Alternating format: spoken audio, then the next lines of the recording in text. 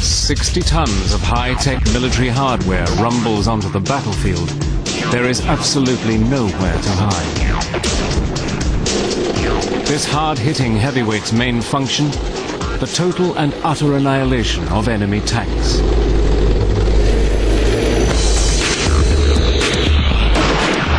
The destruction that it can cause is second to none. Inside its state-of-the-art turret is a man-machine interface that enables it to destroy an Iraqi tank at an astonishing distance of over 2.5 miles, the longest range tank-to-tank kill in history. In Operation Iraqi Freedom, its top-secret impenetrable armor ensures that it does not suffer a single loss to enemy fire. It was unbeatable for anything that the Iraqis had.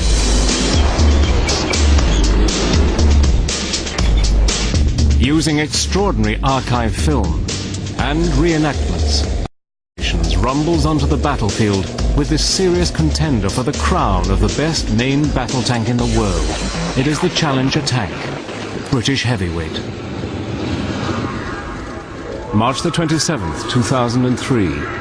14 Challenger tanks set their laser-guided targeting systems on 14 Iraqi T-55s breaking out of the city of Basra. Within minutes, all of the T-55s are burning wrecks, whilst the British suffer no damage. After a minute or so, the fuel would ignite and the ammunition was on the vehicle, and then it'd have a big plume of black smoke. It is a contest between the most widely manufactured tank in the world and one of the most technologically advanced. The Challenger is untouchable.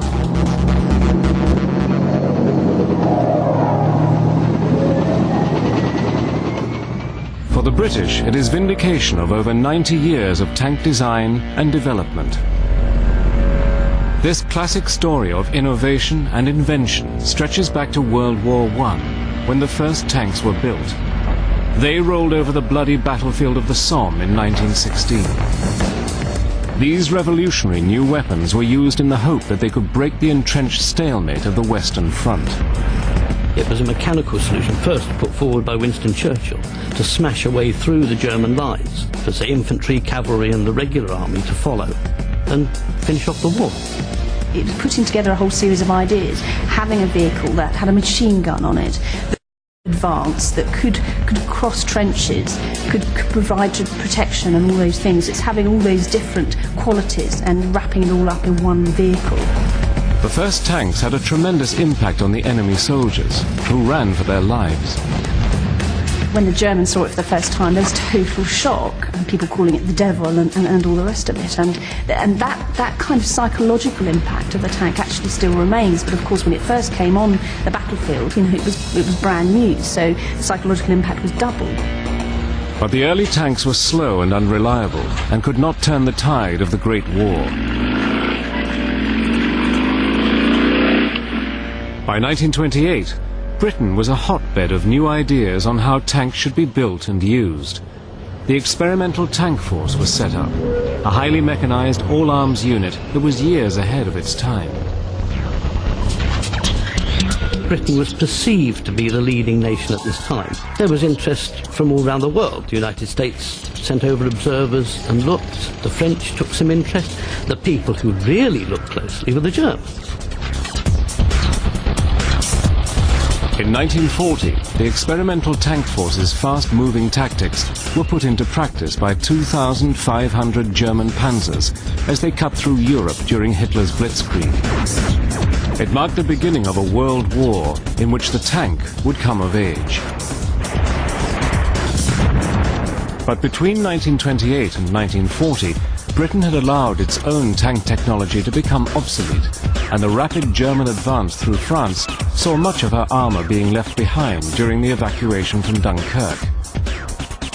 As the war progressed, the British relied heavily on the American-built Sherman M4. It went on to become the universal tank of the Allies. On the Russian front, the Soviets used their T-34s to spearhead their advance from Kursk to Berlin. The Nazis tried to fight back with the Tiger and King Tiger. Although fearsome fighting machines, these were heavy and difficult to repair.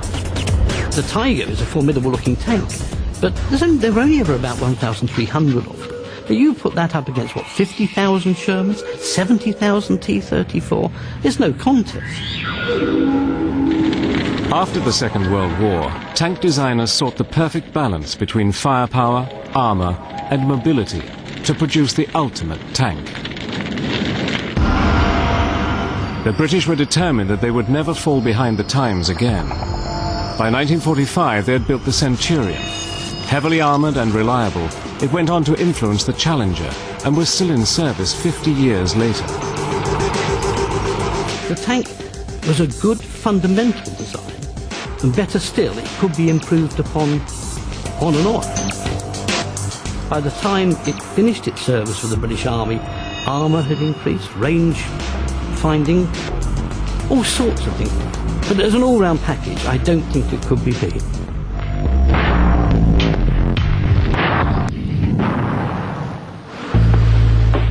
In 1967, the predecessor to the Challenger entered service, the Chieftain.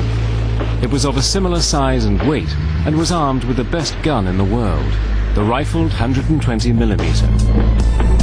Its potential victims were Soviet tanks if they attacked across the open plains of Europe.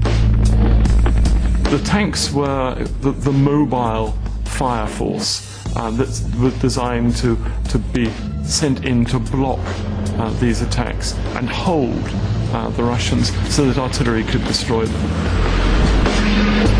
It was undoubtedly the most destructive tank on the battlefield. The gun was superb. At the time, the Chieftain was the most heavily armoured tank in the world, but its principal weakness was its reliability. It was had a Chieftain on the battlefield. It was the one with the engineer vehicle next to it changing the engine. It really did have a very bad reputation. But it wasn't the Chieftain's mechanical problems that would force the British into designing the Challenger. By the early 1970s, anti-tank weapons had become so deadly that the military throughout the world questioned the effectiveness of their main battle tanks. Anti-tank weapons have always worked on the principle of piercing tank armour and killing the crew inside. Early kinetic energy rounds would punch their way through using sheer mass and high velocity. The armour-piercing discarding sabre loses its outer casing as it flies out of the barrel and becomes a dense metal dart capable of piercing thick steel. HESH, or high-explosive squash head rounds, explode on the armour, causing a scab of metal to detach on the inside that ricochets around, cutting the crew to pieces. Heat, or high-explosive anti-tank shells, use chemical energy to create a lethal jet of molten metal and gas that pierces the armour. But it was the development of man-portable missile systems which could penetrate up to 24 inches of armour that forced tank designers to rethink. A tank built to deflect this technology would have to weigh in at an impossible 200 tons. Tank designers had to devise protection that could defeat these lethal new weapons. In 1971, British scientists in top-secret government labs fitted an experimental tank with a groundbreaking new armour called Chobham. It would later be used on the Challenger and make it one of the most fighting machines in the world. In 1983, the Challenger Mark I, one of the most lethal main battle tanks in the world, was issued to the British Army. I thought, that's for me, you know, want to get on board that vehicle and see what damage I could do with it, to be honest with you. The Challenger 1's predecessor, the Chieftain, had a massive influence on the design of this new tank. Despite being in development for 7 years, there was 75% commonality between the Chieftain and the Challenger 1. The new arrival was similar in its main armament, hull design and crew positions. But the Chieftain's engine and suspension system had been replaced, which made a huge difference to its cross-battlefield performance. Everybody's very envious of A Squadron because they did a lot of mileage, a lot of exercises, and you know, we were still our Chieftains, pottering along at 30 kilometres an hour, and they were driving 2 exercises on the range road at 40, 50 miles an hour. The Challenger Mark I is 26 feet long, over 11 feet wide, and weighs in at over 60 tons. Its main armament is the lethally accurate 120mm gun that can fire a variety of munitions, including the deadly depleted uranium rounds. The tank carries 2 machine guns, used to suppress enemy ground troops that get too close. It also has dischargers that can lay smoke. The main fighting compartment can rotate 360 degrees and houses 3 of the crew, including the commander. He has all-round vision through periscopes in an independently traversed cupola. The driver's compartment is at the front of the tank. Linked steering levers control the vehicle's direction. The engine and transmission compartment houses a Perkins, formerly Rolls-Royce, engine. This gives the Challenger a top speed of 35 miles per hour cross-country and a range of nearly 300 miles. This is a main battle tank that can get into harm's way in a hurry. I think the crews knew that it was more reliable, it had better protection, and it was a faster vehicle. So I think overall they were more than happy with Challenger 1 when it came up. But the real quantum leap was made with the Challenger's Chobham armour, a technology that was the equivalent of putting the crew behind 40 inches of hardened steel. It was developed in the late 60s by British scientist Dr. Gilbert Harvey, but it was the American M1 Abrams that would be the first tank in production with this crew-saving technology in place. Now, exactly what's in Chobham armour is still a state secret. What we do know is it's very effective. Chobham is thought to be a composite armour made up of several layers of nylon micromesh, bonded on both sides by titanium alloy, space ceramics, and other sheets of unidentified armour plating. This sandwich of top-secret materials is able to absorb and disperse the energy of the incoming round, protecting the men inside the tank. In a world of high-tech armour and battle-winning firepower, the Challenger is still only as good as the 4-man crew that take her into battle.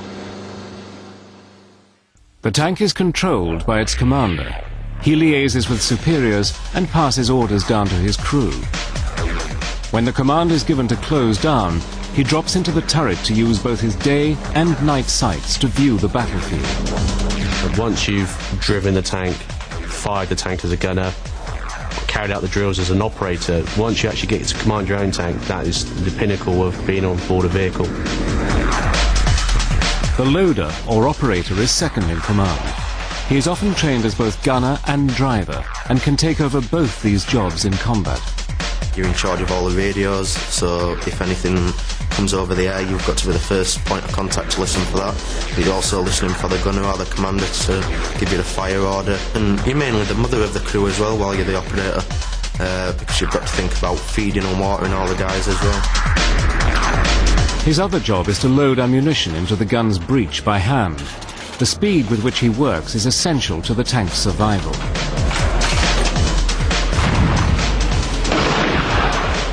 The gunner uses a laser to establish the range of his target, and a computerized sighting system to increase the chances of that essential first round hit. His job is a combination of marksman and computer technician. As the gunner, you'll probably see the least as well of what actually happens, because you've got your head in the sights, you pull the trigger, and by the time you actually realise anything happening, you've already hit the target. The driver steers the tank from the front of the vehicle. It's a cramped and awkward position. You're like at a semi-angle, nigh on lying down, but you've got like obviously a small day sight, and that is all your vision what you've got. You know, you're like semi-blinkered through there. You're central in the vehicle itself, but certainly driving it is a good experience. When in combat, the crew are a self-sufficient unit that have to live in a space only slightly bigger than the interior of a family car. You wouldn't want to remain locked down inside the vehicle for days on end, but you can expect to be closed down for probably up to maybe 18 hours a day. We have got the facility, if necessary, to get rid of all your bodily fluids, etc., if you have to in a situation like that, but you wouldn't like to think it would come to that. This great British vehicle even has its own tea-making facilities, the BV, or boiling vessel.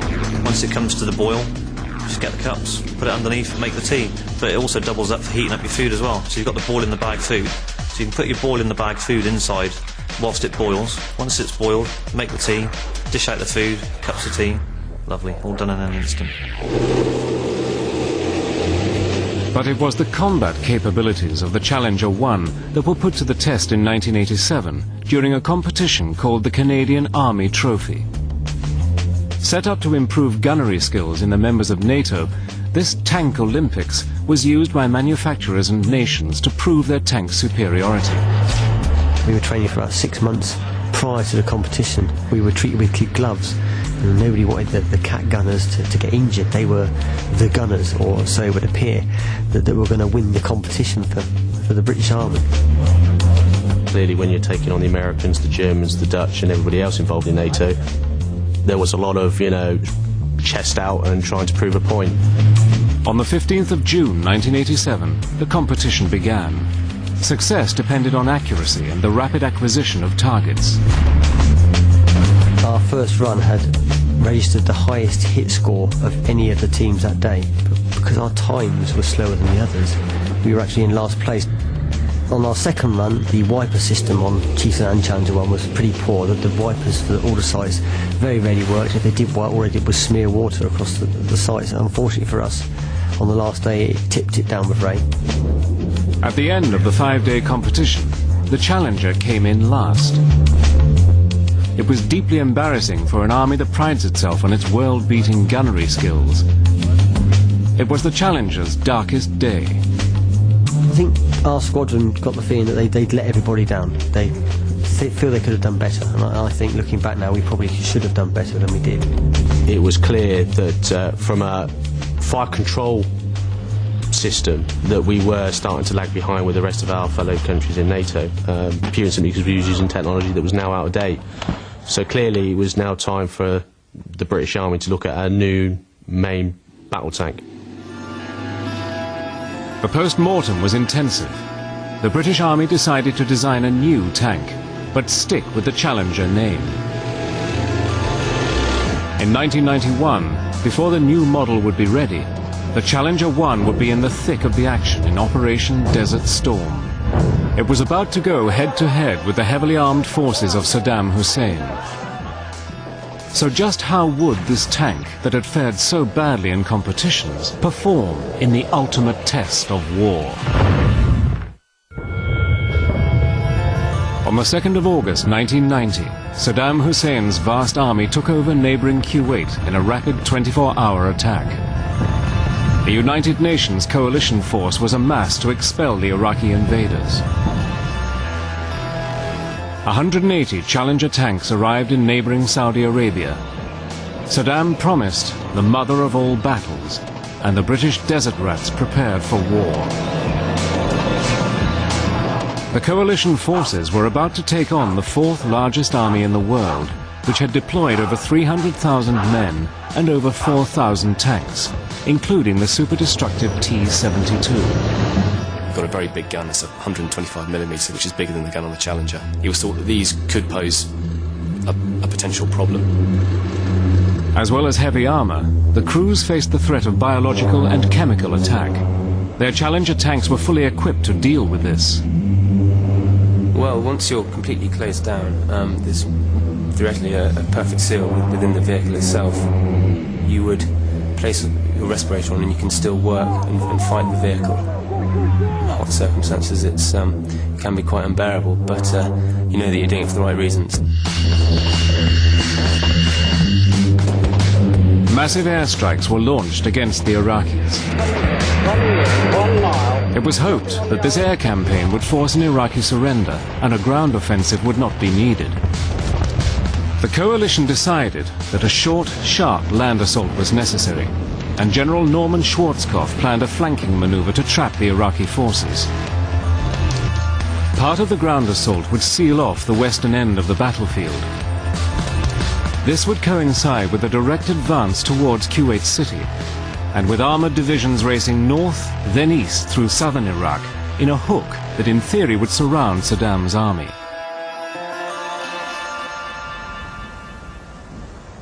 At 4 in the morning on the 24th of February 1991, the ground force attack on Kuwait began. 60-ton Challengers rumbled across the border with a point to prove. The coalition forces advanced at a lightning pace along a 300-mile front.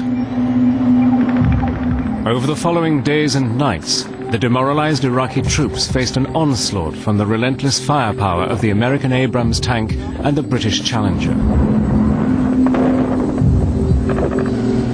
The tank demonstrated in the first Gulf War that it was more than capable of carrying out its mission, and it proved without shadow of a doubt that it was capable of doing the job it was employed to do, i.e. fight wars.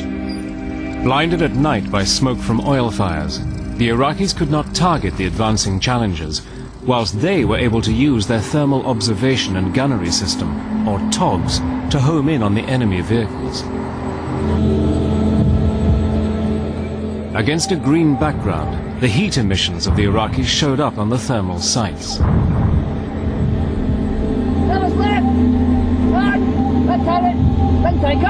When the target's just been engaged, first of all, you can't see anything because there's the dispersion caused by the gun firing itself. There's a massive amount of heat and smoke that goes on. The side is momentarily clouded. However, it clears after about a second or two. You get a very good picture through the thermal sight normally of the target itself.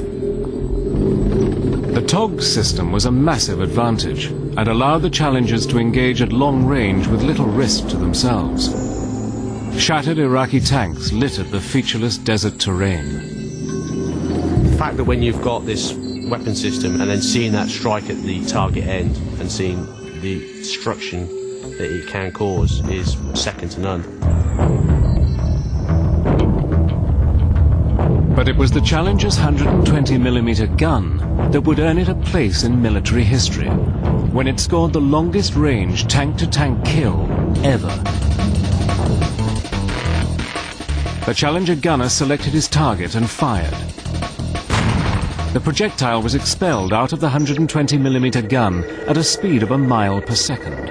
It travelled for over 2.5 miles before making contact.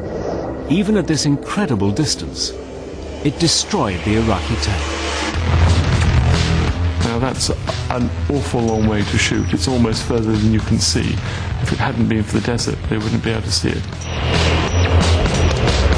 Up against the superior technology of the coalition forces' main battle tanks and relentless airstrikes, it took just 100 hours of ground war to win a stunning victory.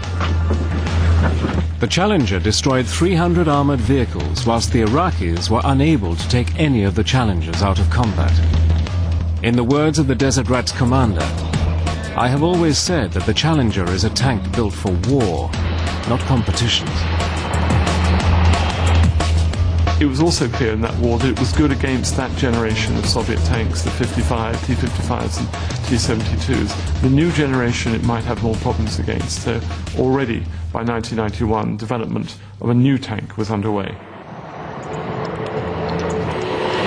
The Challenger 1 did have problems with its air filtration system, but in this high-tech war, it held its own.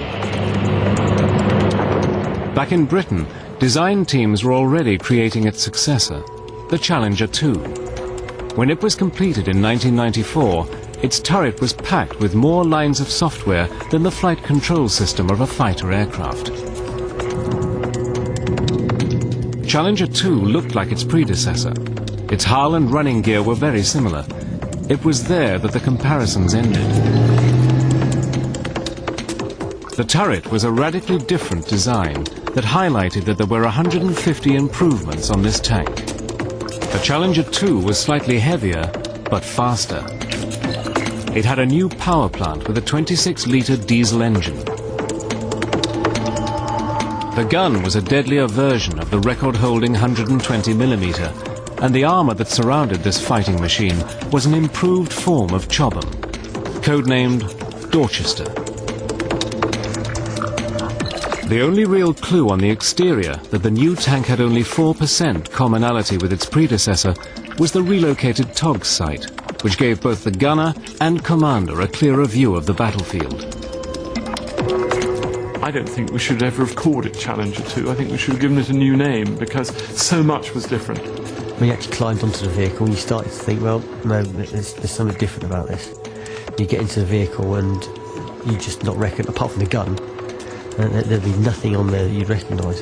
Inside the fighting compartment was just space age. The real improvement was in the new hunter-killer fire control system, a computer-aided procedure that allowed the commander to stay one step ahead of his gunner at all times.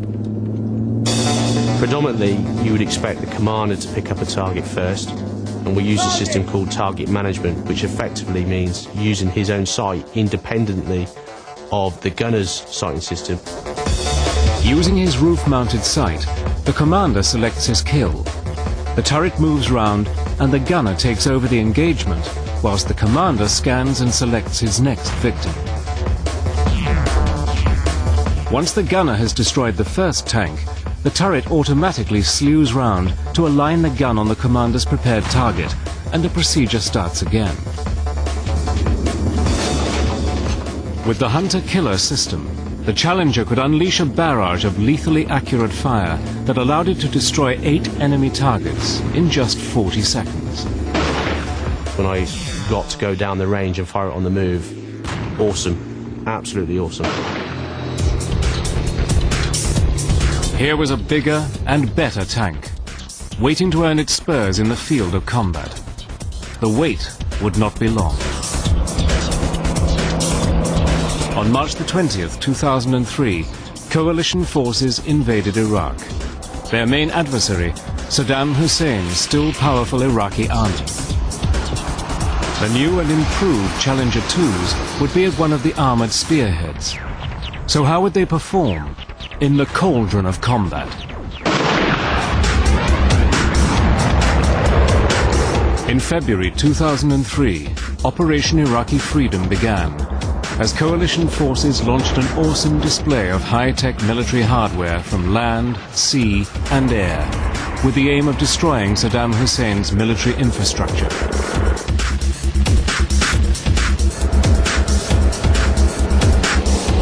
UK operations in this war were conducted under the name of Operation Telic, as 43,000 British personnel were deployed. The Challenger 1 had proven itself in the first Gulf War. Now it was time for Challenger 2 to win its spurs. 120 of the high-tech tanks were shipped into Kuwait and adapted for desert warfare. There was a lot of up-armouring that went on, a lot of slab armour went on side, which basically sort of gave the tanks and the tracks and the main hull of the tank a lot of added protection. And there was also a form of canvas skirt that went around the base of the tank, so that while the same amount of dust was being kicked up by the tracks, it wasn't getting sucked straight into the engine instead. The Challenger crews prepared themselves. Many were going into action for the first time. There was the great feeling that if something was happening, you wanted to be a part of it. There was also, no doubt, a bit of apprehension about going to war. So it was a slight sense of stepping into the unknown, really. You would get some fairly long periods of silence while people are trying to reflect their thoughts, and it would take somebody to drop in a quick funny to shake everybody out of their thoughts and then concentrate on what the job was in hand. In the desert conditions, the new Crude Temperature Control System, or CTCS, was essential. The heat coming in through the vehicle itself, and as soon as you opened up any of the hatches, the heat just surging inside. And it was a great morale boost, I would say, to have the actual CTCS up and running on vehicles. On March the 20th, 2003, the new Challenger 2 tanks rumbled over the border at one of the spearheads of the Allied ground attack. The biggest problem we had ourselves was getting past the reporters at the Iraqi border itself, just pushing through the television cameras. You just couldn't do it. It was just an absolute bedlam on the border. As the main body of US forces advanced across the desert towards Baghdad, the Challengers of the British 7th Armoured Brigade concentrated their attack through the marshlands towards Iraq's second city of Basra in the south. Initially, they discovered that the Allied air attacks had had a devastating effect. we came across were mainly abandoned enemy positions, abandoned tanks, trench networks, and all the locals saying that the Iraqi army had run the previous day. It was still opened up, was looking around, and it just all seemed as though we're still in Kuwait, as though nothing was really happening.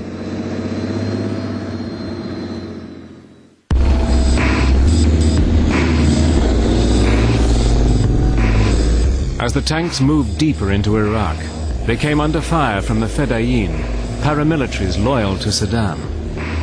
For myself, it was the time when I actually stood there in the loader's side and thought, well, what can the tank stop? What sort of round will it be able to take? And it was a bit scary.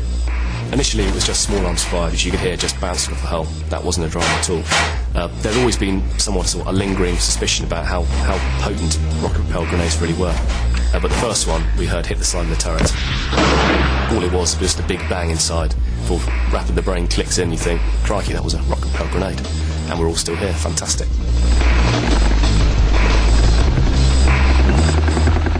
On the night of March the 26th, a squadron of Challengers from the Royal Scots Dragoon Guards moved towards the suburbs of Basra to provide support to commandos who were under attack.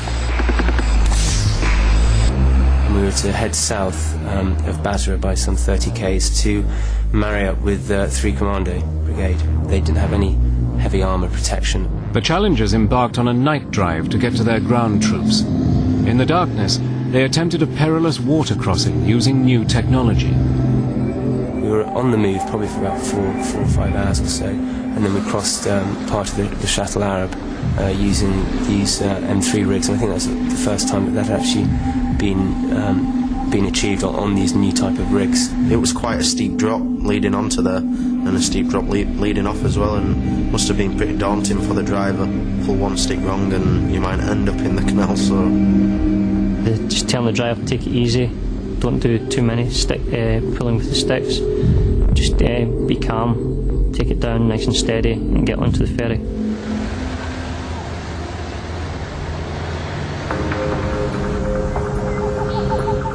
By dawn, the Challengers were in position and ready for their advance. We'd heard that there was a company of T-55s that had moved out of Basra and were progressing towards the Marines, and it was our job to intercept them. The main battle tank that the Challengers were about to go head-to-head with was the Russian-built T-55. With its low silhouette, stabilized gun, and dome-shaped turret, it set the pace in tank design until the 1970s. But the men of the Royal Scots Dragoon Guards would still treat it with respect. It was highly mobile, and in the right hands, if it could get close enough, that 100mm gun could still cause severe damage.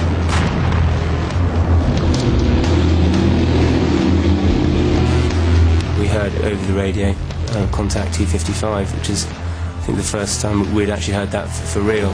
The Iraqis were lured into a trap, thinking that just a small infantry force was attacking them. They moved into the Challengers' sights. It was a very good opportunity to ensure that you use both thermal and the day sight, so flicking from one to the other. And between the commander and the gunner, you'd establish and confirm exactly what that vehicle was, and then go from there. At a range of 1,500 meters, the men started to pick off the Iraqi tanks. The operators reloaded at 8 rounds a minute. All you can really do is hope to God that your gunner's faster than the gunner on the opposite side, because there's nothing else you can really do, and just hope that the main armament fires first time, which it mainly does.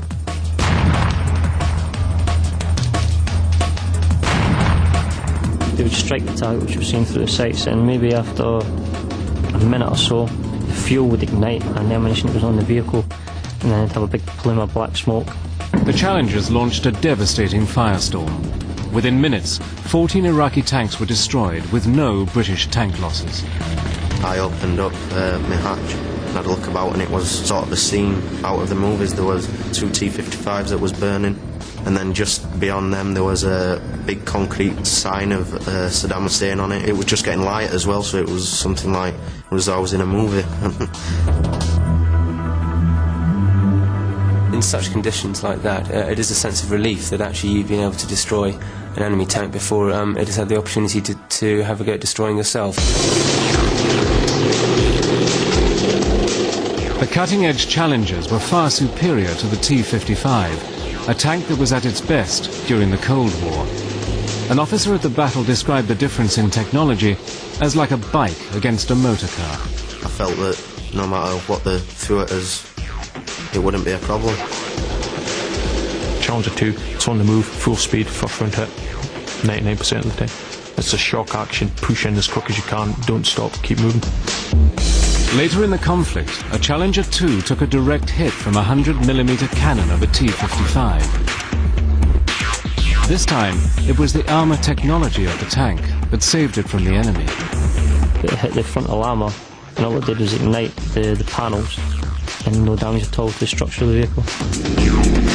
The tank's survivability would soon become legendary among its crews when a stranded Challenger repelled a sustained attack from rocket-propelled grenades and an anti-tank missile. In this incredible episode, the tank's top-secret armour would prove itself as a lifesaver.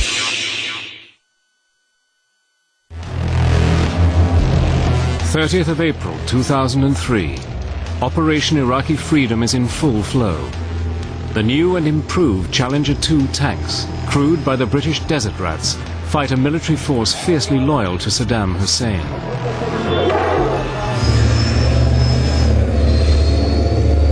The Royal Scots Dragoon Guards rumble towards the town of Abu al-Kasib on the outskirts of Basra. We were given an objective to take, and we advanced into the suburbs. Unfortunately, we came up against some quite stiff resistance.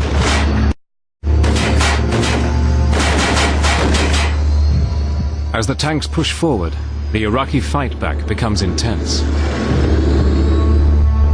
One of the Fedayeen jumped out, fired a machine gun burst that struck the driver's side, and also an RPG round which struck the frontal armour. Under sustained heavy fire, Sergeant Baird decides to reverse. At that crucial moment, his commander's periscope is shattered by another rocket-propelled grenade. That blinded me to reverse, which I was using to reverse my driver. Confusion reigned then. The vehicle landed in the ditch. My two tracks came off, and then they started picking off our external sights. The Iraqis have carefully targeted the weak points on the tank. Its commander's periscopes, gunner's sight, and driver's view are destroyed. Its fighting capability is crippled. We had an auxiliary sight, which was a backup sight for us. Machine gun at the stoppage. We had the main armament, which was working perfectly. Despite the constant bombardment, the tank's Chobham armour is doing its job. With the headsets fitted in the crew guards, there wasn't much noise from the RPGs. It was just a little dull thud. There was only the one armament that was fired at my vehicle that did create a noise which rocked the vehicle. The Challenger takes a direct hit from an anti-tank missile. Have a look at that chain gun again. Amazingly, the top-secret armour is able to withstand the explosion. Just created a little bit of sparks which threw back my loader. He damaged his wrist, but there was no internal damage at all within the vehicle. Despite their growing confidence in the capabilities of their tank, the men are still on their own and surrounded by enemy troops. We were scared to death, very worried, and a lot of emotions between the three of us in the turret. But we were reassured by our troop leader that everything was fine, they were coming up to help us. The rest of the troop provides covering fire for the stranded men until they can carry out a dangerous rescue under fire. It was a 10-hour operation to remove this vehicle, two recovery vehicles, and it was only under darkness that we managed to fully and successfully extract that vehicle. The Challenger survives 8 RPG hits, a strike from an anti-tank missile, and heavy machine gun fire. The men remain safe. The enemy had time to really focus and aim accurately at the weaker points of the vehicle. It was quite reassuring to see that the 4 crew members inside that tank came out alive. think the Challenger 2 saved my life. The people designed it and designed the armour. I'm very grateful to. If I didn't, I wouldn't be sitting here today. The 60-ton Challengers roared along Iraq's main highways at top speed, using another of their weapons, pure intimidation. These thunder runs were used to convince the enemy that resistance was futile. The respect that the Iraqis used to show the tank, or Dababa as they call it out there, was unbelievable. As soon as they saw the tank come in, they would just stand back and take a step back, because they've never seen anything like it, I don't think. Had that eerie thing too, that with the crew all buttoned down inside, you can't actually see what's making it go. And of course, with sort of 60-odd tons of tank in your backyard, you've got a problem. The Challenger was built for tank-on-tank warfare on the open plains of Europe, but the crews were now fighting the Fedayeen and the built-up urban areas of Basra. We thought that was probably one of the worst things that was ever going to happen, was tanks going into streets, and that it wouldn't be a very good idea at all. And everyone always heard horror stories of tanks getting caught in the streets and blown up from behind and shot from above and everything. So it was something we particularly wanted to avoid. The tanks worked through the city. It was a state-of-the-art operation. Communication was essential as infantry, artillery and air support integrated to ensure one another's survival. The city was cleared street by street by boots on the ground as their eyes in the air assessed enemy action. The Challenger main battle tank was an essential part of this integrated high-tech military machine. The British did not lose a tank in Basra because of the way they were deployed, the very thoughtful way in which the battle groups were used. In just 2 weeks, the British gained control of Basra. By the end of April 2003, Baghdad had fallen. The British Challenger and the American Abrams tanks played a major part in the rapid advance across Iraq. These combat-proven vehicles both strove for the coveted crown of best main battle tank in the world. If we are talking power, reliability and everything else, Challenger 2 would take a tremendous amount of beating. I think it's as good, if not better than anything else. Over 90 years since the first tank went into action, these fighting vehicles had proven their worth once again. When you're fighting any war, it is about, in the end, holding the ground. And the only two things that can do that are tanks and boots on the ground. And while you've got boots on the ground, they need protection. And so there's an extent to which you always need armour.